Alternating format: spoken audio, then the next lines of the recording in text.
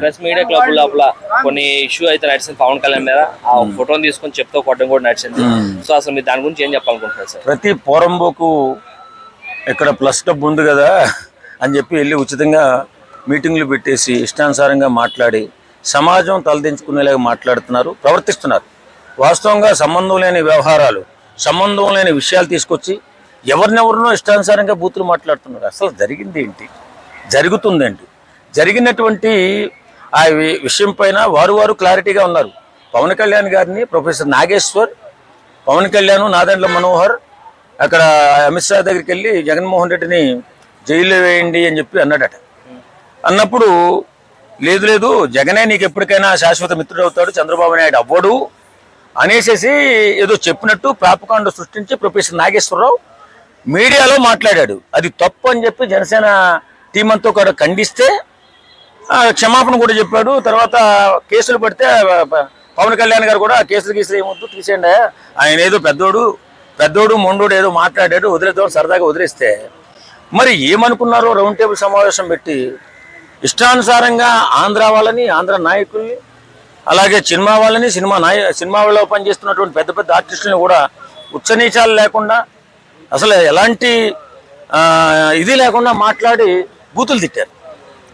నిజంగా చాలా బాధ అనిపిస్తుంది. మీరు అక్కడ జరిగిన సమస్య ఏంటి, దాన్ని ఇక్కడ తీసుకొచ్చి మొత్తం ఆంధ్రాలో ఉన్నటువంటి జనాల్ని ఆపాదిస్తూ ఇష్టానుసారంగా మాట్లాడి తరిమేస్తాం, తొక్కేస్తాం, కోసేస్తాం. ఏం భాష ఇది?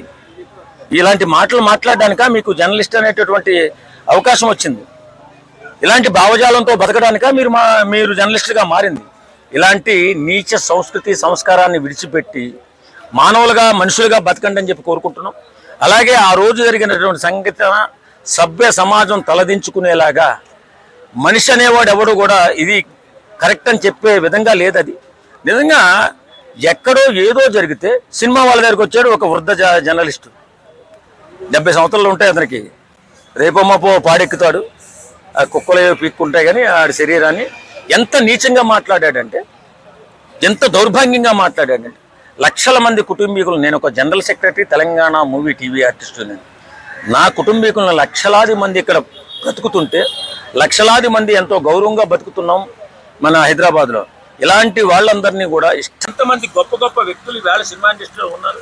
హై టెక్నాలజీతో వేళ ప్రపంచ స్థాయిని గెలుచుకున్న తెలుగు సినిమా వాడిని ఒక తుచ్చ నీచకయ్య జర్నలిస్టు నువ్వు మాట్లాడతావా? నువ్వు మనిషివా కాదా? మానవత్వం లేదా? మనుషుల మీద, సినిమా యాక్టర్ల మీద, సినిమా టెక్నీషియన్ మీద విషయం చెబుతావా? ఇంత దుర్మార్గమా? మార్చుకో, నీ బుద్ధి మార్చుకో, నీ కుటుంబానికి చూపించుకో. నువ్వు మాట్లాడిన వీడియో ఎంత దరిద్రంగా మాట్లాడావో, ఎంత విశ్వాసం లేని ఘాతకుల్లా మాట్లాడావో. కానీ ఈవేళ ఏదైనా సమస్య ఉంటే చర్చించుకోవడానికి అనేక రకాలైనటువంటి సాధనాలు ఉన్నాయి. కానీ ఈవేళ వచ్చి సోషల్ మీడియా చేతిలో ఉంది కదా అని, ఏదో నేను జర్నలిస్టుని కదా అని ఇష్టానుసారంగా ఏ వ్యవస్థ పడితే ఆ వ్యవస్థ మీద విషం చిమ్ముతూ, విషం కక్కుతూ ఇలా తిరుగుతున్నటువంటి వ్యక్తుల వల్ల దేశానికి ప్రమాదం.